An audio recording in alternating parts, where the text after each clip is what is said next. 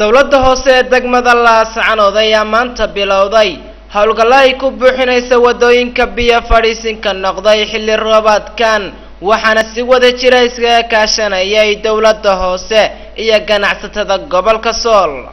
iyadoona subaxnimadii hore saaka la arkayay gaadiid aad u tiro badan oo ku rogaya ciid iyo jay wadooyinka suuqa dhexmara waxaana kormeeray maayarka degmada Laascaanood iyo xogayaha dowladda hoose iyagoona u mahadceliyay ganacsatada ka qayb qaadatay howlaha horumarinta gobolka iyagoona shacabka ku dhaqan gudaha magaalada Laascaanood ku booriyay inay qaybtooda ka qaataan isla markaasina ay cashuuraad ka bixiyaan si wax loogu qabto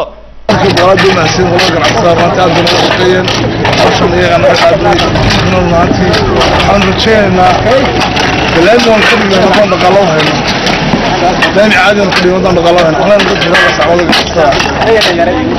نقول ولا صوت هذا الكرسي أقوى عشان دوت لا صوت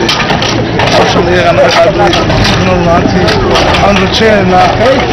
دائما نقول يوم ضمن غلطان دائما عادي نقول يوم ضمن غلطان أنا نقول هذا صعود القصة نقول ولا صوت هذا الكرسي أقوى عشان دوت لا صوت هذا هو المعلّية أحياء شمعة كلها شرايك قوي تلصم لاسكم وكم مستقبل أمل إليس contribution ka inuu aragtida qaybka waxaan u sheegayaa ganacsiyaasha kale inay ku jiraan ganacsiyada kale ee contribution ka bixiyay oo muwaadiniin u adeegaya dalkooda waxa ay ka heleen dib u celiyay waxaan ku xasuustaa dadweynaha degmada inay ka qayb qaataan aragtida oo ninkii karaankiisa iyo talo iyo tusaale ku bixiyo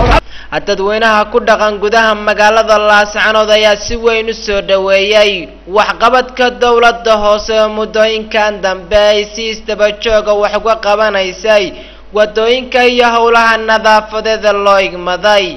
waxaana ay kula dardaarmeen inay halkaasi ka sii ambaqaadaan dadaalada ay kor ugu qaadayaan bilicda gobolka Sool Xayir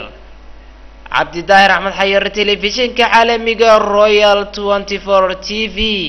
مجلة Laascaanood